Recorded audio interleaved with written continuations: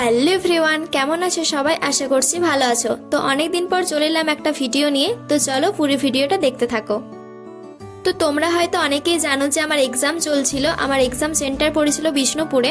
তো ওখানেই গিয়েছিলাম এক্সাম দিতে। তো আসার পথে দেখি অনেক কিছু বসেছে এখানে মেলার মতো করে। তো সেখানে বেশ কিছু জিনিস দেখছিলাম, এখানে অনেক কিছু নিয়েওছি। তোমরা হয়তো আমার ভিডিওতে দেখেছো, বার্থডে গিফট আনবক্সিংয়ের ভিডিওতে আমি শেয়ার করেছি। তো আমাদের সেদিন ট্রেন লেট ছিল, তাই ভাবলাম একটু মেলা থেকে ঘুরে আসি। তো মেলাটার নাম হচ্ছে বিষ্ণুপুর শ্রাবণী মেলা। তো এখানে বেশ কিছু জিনিস বসেছিল। তো চলো এক এক করে তোমাদের দেখাতে থাকি। এক্সাম চলাকালীন আমি রেগুলার ভিডিও দিতে পারিনি, তার জন্য সরি। এবার থেকে রেগুলার ভিডিও দেওয়ার চেষ্টা করব। তো তোমরা চ্যানেলটিকে অবশ্যই সাবস্ক্রাইব করে দিও। আর হ্যাঁ, সুন্দর সুন্দর মিনি ভ্লগ দেখার জন্য রাখি ব্যানার্জি শর্টস মিনি ভ্লগ চ্যানেলটি সাবস্ক্রাইব করতে কিন্তু ভুলো না। আমি বিষ্ণুপুরে ঘুরতে এসেছিলাম, তখন ক্লাস 7 বা 8-এ পড়ি। আচ্ছা, আমার এই ভিডিওগুলো দেখতে তোমাদের কেমন লাগে অবশ্যই কিন্তু কমেন্টে জানিও। আর মিনি ব্লগ দেখতে বেশি ভালো লাগে না লং ভিডিও, অবশ্যই কিন্তু সেটাও কমেন্টে জানাতে ভুলো না। এই ভিডিওগুলো অনেক দিন আগের, কিন্তু আমি এডিট করার সময় হয়ে ওঠেনি, এক্সাম চলছিল তার জন্য। তো এবার থেকে রেগুলার ভিডিও আসবে, তোমরা ভিডিওগুলো দেখতে থাকো আর ভালোবাসা দিতে থাকো। এই জুয়েলারি দোকানটায় খুব সুন্দর সুন্দর জুয়েলারি ছিল। এখান থেকে আমি বেশ কিছু জিনিস নিয়েছি। এই যে কানেরগুলো দেখছো, এই কানেরগুলো নিয়েছি।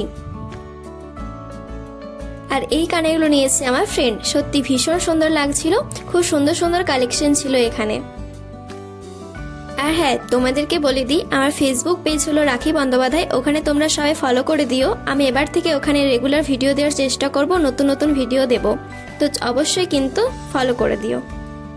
তো আমার ইউটিউব চ্যানেলে আর 400টা সাবস্ক্রাইবার কমপ্লিট হয়ে গেলে 1K হয়ে যাবে। তো খুব তাড়াতাড়ি 1K দেখতে চাই, অবশ্যই কিন্তু তোমরা সাপোর্ট করো, খুব তাড়াতাড়ি যেন 1K হয়ে যায়। তো এবার থেকে এই চ্যানেলে আসছে সুন্দর সুন্দর ব্লগ, আর সাথে আসছে নতুন নতুন রেসিপি ভিডিও। তো তোমরা অবশ্যই কিন্তু দেখো।